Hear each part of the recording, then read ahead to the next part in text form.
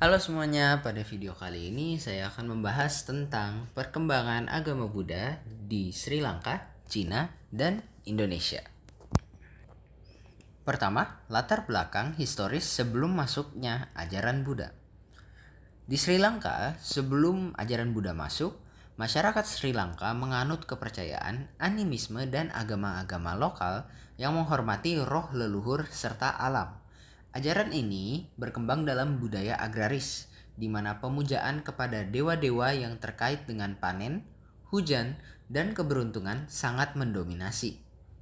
Kalau di Cina, agama-agama lokal seperti Taoisme dan Konfusianisme memiliki pengaruh besar sebelum Buddha hadir.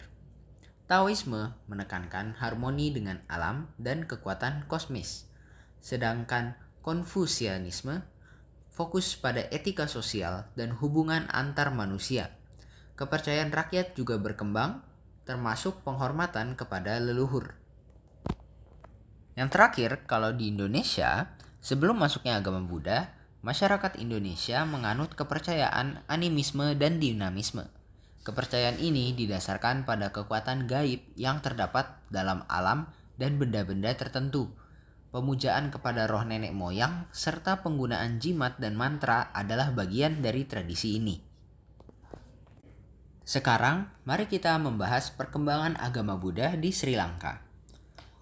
Perkembangan agama Buddha di Sri Lanka dimulai pada abad ketiga sebelum Masehi, ketika Mahinda Thera, putra Raja Asoka dari India, memperkenalkan ajaran Buddha kepada Raja Dewa Nampiatisa. Raja Dewa Nampiatisa menyambut agama ini dan mendukung penyebarannya, menjadikan Sri Lanka pusat pembelajaran agama Buddha, khususnya tradisi Theravada. Penulisan Pali Canon atau Tripitaka dilakukan pada abad pertama sebelum Masehi di Aluwihara untuk melestarikan ajaran Buddha. Sejak saat itu, agama Buddha terus berkembang dan menjadi bagian integral dari budaya dan kehidupan masyarakat Sri Lanka. Pada masa kolonialisme, agama Buddha menghadapi tantangan dan misionaris Kristen yang berusaha mengubah keyakinan penduduk lokal. Namun, upaya revitalisasi oleh tokoh-tokoh seperti Anagarika Dharmapala membantu mempertahankan dan menghidupkan kembali tradisi Theravada di Sri Lanka. Hingga saat ini, sekitar 70% penduduk Sri Lanka menganut agama Buddha Theravada, menjadikan negara ini pusat penyebaran ajaran Theravada ke Asia Tenggara sejak abad ke-11 Masehi. Perkembangan agama Buddha di Cina. Kalau di Cina, perkembangan agama Buddha dimulai pada abad pertama Masehi melalui jalur sutra. Dinasti Han menjadi gerbang awal penerimaan agama Buddha dengan panduan antara nilai-nilai Buddha, Taoisme, dan Konfusianisme. Tokoh-tokoh seperti Kumarajiwa memainkan peran penting dalam menerjemahkan teks-teks suci ke dalam bahasa Cina, yang membuat ajaran ini lebih mudah untuk diterima.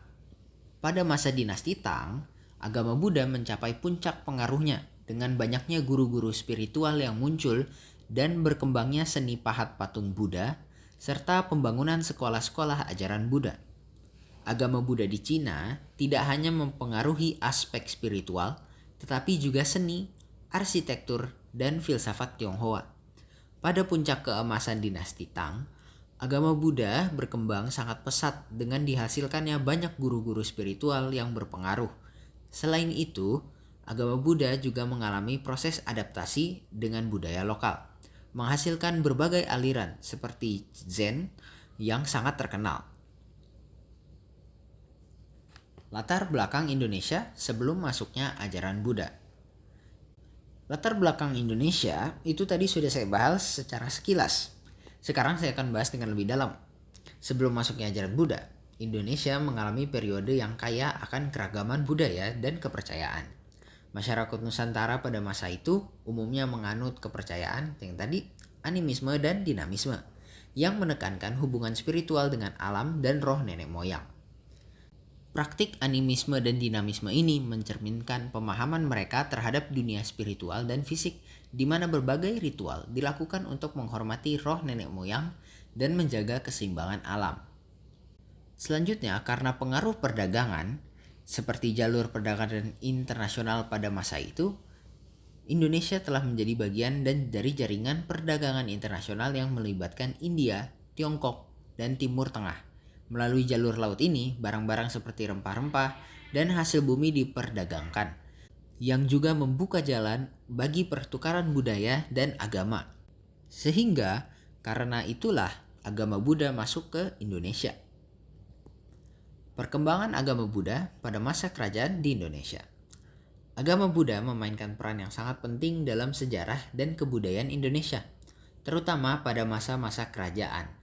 Agama ini tidak hanya mempengaruhi aspek keagamaan, tetapi juga seni, arsitektur, dan filsafat masyarakat Indonesia. Contohnya kerajaan-kerajaan Buddha yang ada di Indonesia, seperti Kerajaan Sriwijaya, yang merupakan kerajaan maritim yang sangat kuat dan berpengaruh di Asia Tenggara, dan juga pusat perkembangannya agama Buddha di Nusantara pada masa itu, yang menerapkan ajaran Buddha Mahayana dan meninggalkan banyak peninggalan berupa prasasti dan candi-candi. Ada juga dinasti Syailendra yang berkuasa di Jawa Tengah dan membangun banyak candi Buddha yang megah, seperti yang kita ketahui Candi Borobudur, Candi Pawon, dan Candi Mendut. Dinasti Syailendra ini juga menerapkan ajaran Buddha Mahayana seperti Kerajaan Sriwijaya. Candi Borobudur juga merupakan salah satu candi Buddha terbesar di dunia dan menjadi warisan dunia menurut UNESCO. Peninggalan agama Buddha di Indonesia. Seperti yang sudah saya katakan pada sebelumnya, ada banyak kerajaan-kerajaan agama Buddha di Indonesia. Tentunya mereka telah meninggalkan jejak yang sangat mendalam dalam sejarah dan kebudayaan Indonesia. Salah satu bukti nyata dari keberadaan dan kejayaan agama Buddha di masa lalu adalah peninggalan-peninggalan arkeologis yang tersebar di berbagai wilayah Nusantara. Contohnya, candi-candi yang merupakan bangunan suci yang paling khas dan megah. Beberapa candi Buddha yang terkenal di Indonesia itu ada Candi Borobudur, Candi Pawon, Candi Mendut, Candi Kalasan, dan Candi Muaro Jambi. Selain candi, ada juga peninggalan yang lain seperti arca yang merupakan patung-patung yang menggambarkan dewi-dewi Buddha. Prasasti yang tentu sudah pernah kita pelajari pada masa SMA kita atau SMP, yang merupakan tulisan kuno yang terpahat pada batu atau logam. Ada juga stupa. Selain mewariskan peninggalan fisik, agama Buddha juga mewariskan hal-hal lain seperti seni dan arsitektur. Candi-candi Buddha yang megah menjadi bukti keindahan seni dan arsitektur pada masa itu. Ada juga filsafat. Ajaran Buddha memberikan pengaruh pada filsafat dan etika masyarakat yang ada di Indonesia sekarang. Agama Buddha juga mengajarkan toleransi dan saling menghormati antar sesama. Perkembangan agama Buddha di Indonesia saat ini. Agama Buddha di Indonesia saat ini mengalami perkembangan yang dinamis dan menarik. Meskipun jumlah penganutnya masih tergolong minoritas jika dibandingkan dengan agama-agama lain di Indonesia, namun kontribusi dan pengaruhnya dalam kehidupan bermasyarakat semakin terasa. Lalu gimana sih ciri-ciri perkembangan agama Buddha di Indonesia saat ini? Kalau saat ini ada 5 ciri-ciri. Ciri yang pertama itu pluralisme. Umat Buddha di Indonesia sekarang semakin terbuka terhadap berbagai aliran dan tradisi dalam agama Buddha. Yang kedua, modernisasi. Penggunaan teknologi dalam kegiatan keagamaan seperti siaran dharma online dan aplikasi meditasi. Yang ketiga, aktivisme sosial. Umat Buddha aktif terlibat dalam kegiatan sosial seperti bantuan kemanusiaan, pelestarian lingkungan, dan dialog antar agama. Yang keempat, pendidikan. Pendirian sekolah-sekolah Buddha dan pusat-pusat studi Buddhis yang ada pada masa sekarang. Yang terakhir adalah seni dan budaya. Perkembangan seni dan budaya Buddha seperti musik, tari, dan literatur. Ada pula faktor-faktor yang mempengaruhi perkembangan ini, seperti globalisasi dan modernisasi, di mana akses yang mudah terhadap informasi melalui internet memungkinkan umat Buddha di Indonesia untuk terhubung dengan komunitas umat Buddha internasional, sehingga memperkaya pemahaman dan praktik keagamaan mereka. Faktor yang lain adalah perpindahan penduduk dari desa ke kota yang menciptakan komunitas yang lebih besar. Ada juga pendidikan yang meningkatkan kesadaran akan pentingnya pendidikan agama, yang mendorong umat Buddha untuk lebih aktif dalam kegiatan keagamaan sosial. Selain pendidikan, ada juga toleransi beragama, di mana karena adanya toleransi ini, memberikan ruang yang lebih luas bagi umat Buddha untuk menjalankan agamanya. Yang terakhir, yang tidak kalah penting, adalah peran biku dan bikuni. Karena kehadiran mereka yang aktif dalam perkembangan ini, memberikan pengajaran dan bimbingan spiritual yang sangat penting dalam perkembangan agama Buddha sekarang. Ada pula beberapa dampak perkembangan agama Buddha bagi dunia. Agama Buddha sejak kemunculannya di India telah menyebar ke berbagai penjuru dunia dan memberikan pengaruh yang signifikan terhadap peradaban manusia. Mari kita bahas secara perlahan-lahan. Kalau dampak positifnya ada 6. Ketenangan dan kebijaksanaan.